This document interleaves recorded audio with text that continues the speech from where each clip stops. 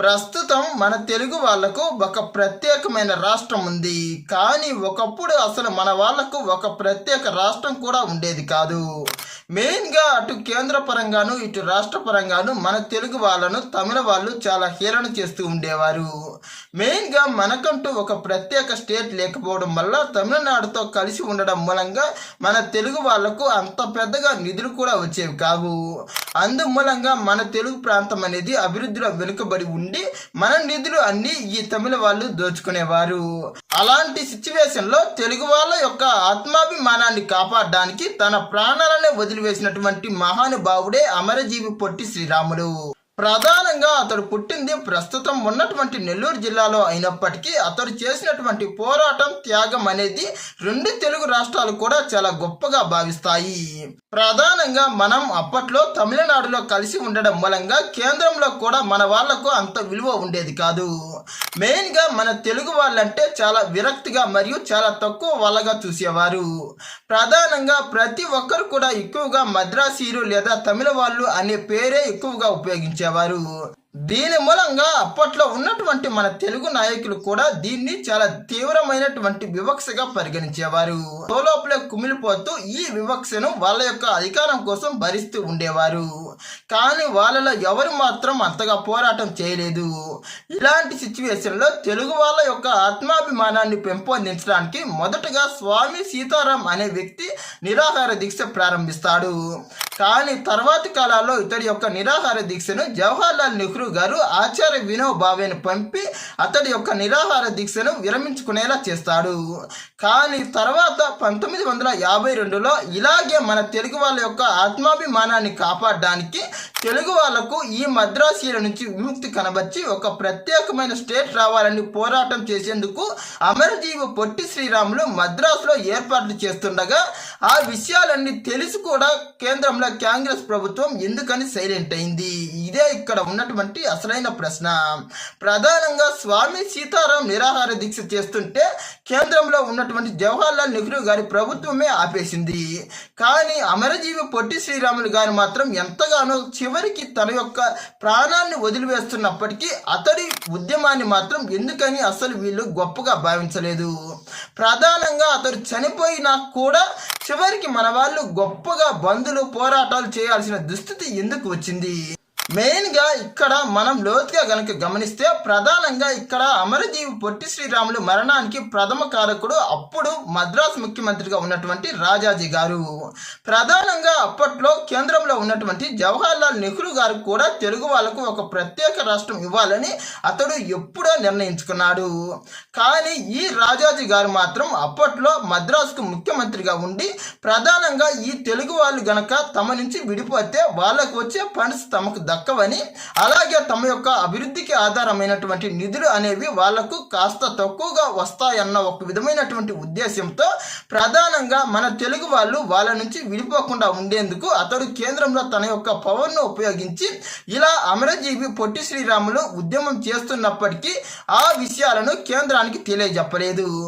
తర్వాత చివరికి అతడు దాదాపుగా 58 రోజులు నిరాహార దీక్ష చేసి 1952 డిసెంబర్ 12వ తేదీ అమరజీవిగా మారిన సమయంలో తర్వాత అమరజీవి పొట్టి శ్రీరాములు మరణంతో తెలుగు ప్రజల్లో ఆక్రోశం వెల్లుబిలికి ప్రధానంగా మద్రాసు మరియు మన తెలుగు రాష్ట్రాల్లో ఉన్నటువంటి ప్రధానమైన పట్టణాల్లో తెలుగు ప్రజలంతా ఏకమయ్యి గొప్పగా ధర్నాలు మరియు గొప్ప బంద్లు నిర్వహించారు.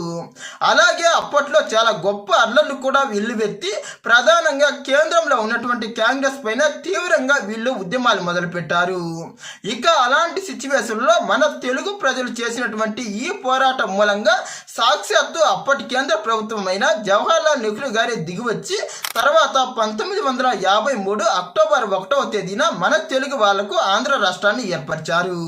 ప్రధానంగా ఇక్కడ మనం గమనిస్తే మెయిన్గా ఇక్కడ అప్పట్లో ఉన్నటువంటి కాంగ్రెస్ ప్రభుత్వం తప్పు కూడా ఉన్నప్పటికీ మెయిన్గా కేంద్రంలో ఉన్నటువంటి జవహర్లాల్ నెహ్రూ గారు అప్పట్లో మీడియా అనేది గొప్పగా ఉండకపోవడం మూలంగా అతడు ఈ పొట్టి శ్రీరాములు యొక్క పోరాటం మరియు నిరాహార దీక్ష అతడికి తెలిసి కూడా ఉండకపోవచ్చు.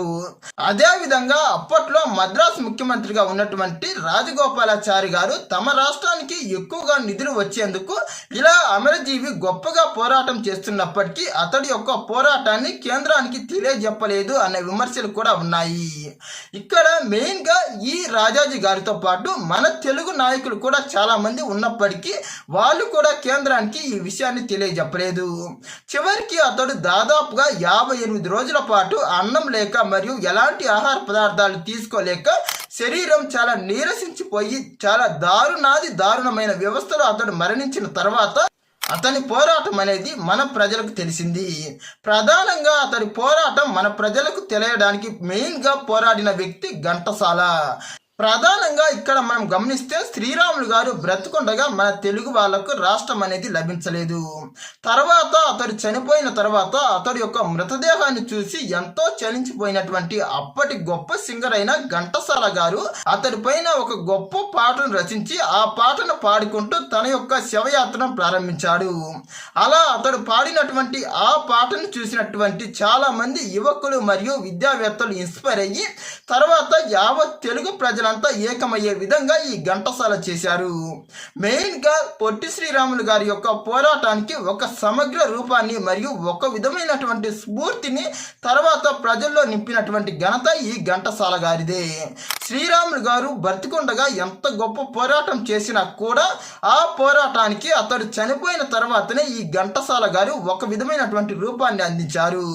ఇక తర్వాత అప్పట్లో ఉన్నటువంటి మన తెలుగు నాయకులు మరియు వివిధ ప్రధానమైనటువంటి మంత్రులు ఎమ్మెల్యేలు అందరూ ఏకమయ్యి చివరికి ఢిల్లీ పెద్దలతో పోరాడి తర్వాత ఈ అమరజీవి పొట్టి శ్రీరాములు యొక్క త్యాగాన్ని స్మరించుకుంటూ మన తెలుగు ప్రజలకు ఒక ప్రత్యేకమైన రాష్ట్రాన్ని వచ్చేలా చేశారు.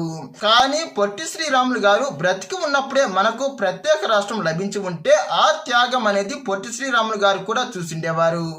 కానీ అతడు చనిపోయిన తర్వాత మనకు ప్రత్యేక రాష్ట్రం లభించడం అనేది మనకు గొప్పగా ఉన్న శ్రీరాములు గారికి మాత్రం అది కాస్త బాధ పెట్టే అంశమే. మెయిన్గా ఇలాంటి గొప్ప త్యాగధనుడు మరియు ఇలాంటి గొప్ప ఆశయ సాధకుడు మన తెలుగు నేలపై జన్మించడం నిజంగా మన తెలుగు రాష్ట్ర ప్రజలు చేసుకున్నటువంటి ఒక గొప్ప అదృష్టమనే చెప్పాలి. ప్రధానంగా నేటి కాలంలో ఎంతో మంది రాజకీయ నాయకులు అధికారం కోసం పవర్ కోసం ఎన్నో పార్టీలు మారుతూ చివరకు దేశం యొక్క ఆత్మాభిమానాన్ని తాకట్టు పెట్టే నేటి కాలంలో ప్రధానంగా ఆ రోజుల్లో అతడు ఎంతో పేద స్థితిలో ఉన్నప్పటికీ తన సర్వస్వం మొత్తాన్ని తెలుగు ప్రజల కోసమే అర్పించి తన యొక్క జీవితం మొత్తాన్ని తెలుగు ప్రజల కోసమే దారబోసి చివరికి తన ప్రాణాన్ని కూడా వదులుకోవడం అనేది నిజంగా చాలా గొప్ప అంశం. ప్రధానంగా ఇతడు మన తెలుగు ప్రజలకు ఒక ప్రత్యేక రాష్ట్రాన్ని అందించడమే కాకుండా అంతకు ముందే నెల్లూరులో ఒక ప్రసిద్ధ దేవాలయంలో హరిజనులకు దేవాలయ ప్రవేశం కల్పించిన ఘనత కూడా ఇతడికే సాధ్యమైంది. ఇప్పటి వరకు ఈ వీడియో చూసిన వాళ్ళందరికీ ఒక ప్రశ్న, మెయిన్గా అమరజీవి పొట్టి శ్రీరాములు గారు మరణించడానికి ప్రధాన కారణం ఏ నాయకుడు అయ్యి ఉంటాడు? మీ అభిప్రాయాన్ని కామెంట్ చేయండి. ఇలాంటి మరిన్ని ఇంట్రెస్టింగ్ వీడియోస్ కోసం మా ఛానల్ను సబ్స్క్రైబ్ చేయండి. ఈ వీడియో నచ్చితే లైక్, షేర్, కామెంట్.